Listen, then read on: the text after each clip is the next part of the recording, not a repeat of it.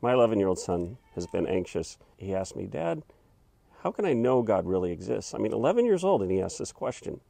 What could be more important for my son to know than this? I'll tell you how I began to answer this question in a moment, but first, let's take a look at why a lot of kids end up agnostic or even atheist as they grow.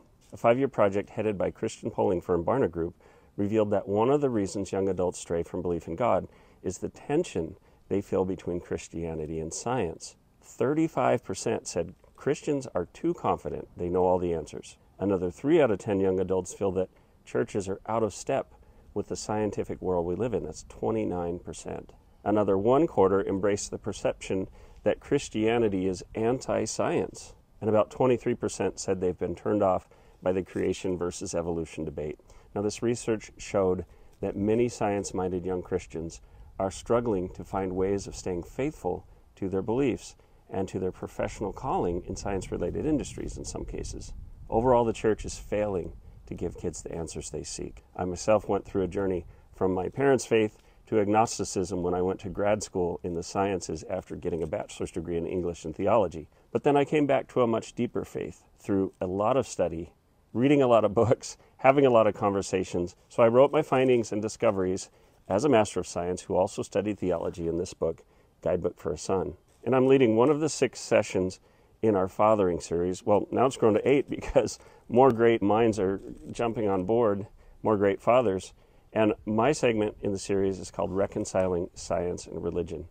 It's important to know how to meet your kids at their level of understanding and begin preparing them as early as possible to make belief in God their own, to set them up with the answers that are sound both scientifically and theologically. I'll lead you through that in my session and also provide support for dads afterward. So how did I begin to help my young son understand? I said, son, do you believe that love exists? And he said, yes. But can you see love? Well, no. Do you believe that the wind is a real thing? Yes. How do you know if you can't see it? Isn't it because you observe the effects of the wind on everything it touches? Yeah, I guess so. Well, did you know that you also can't see light? You actually see what it reflects back to your eyes.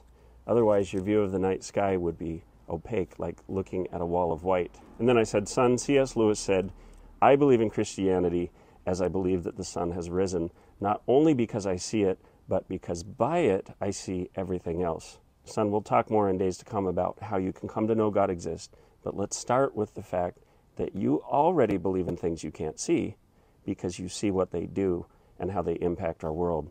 So guys, I hope you'll sign up for the Fathering Seminar. This is a very basic level, but I go into depth on reconciling science and religion, and I'm going to present some ideas that might challenge you, ideas that the church has needed to examine for a long time so that we stop failing our kids. Go to the Fathering Seminar tab, and I hope you'll sign up and join us.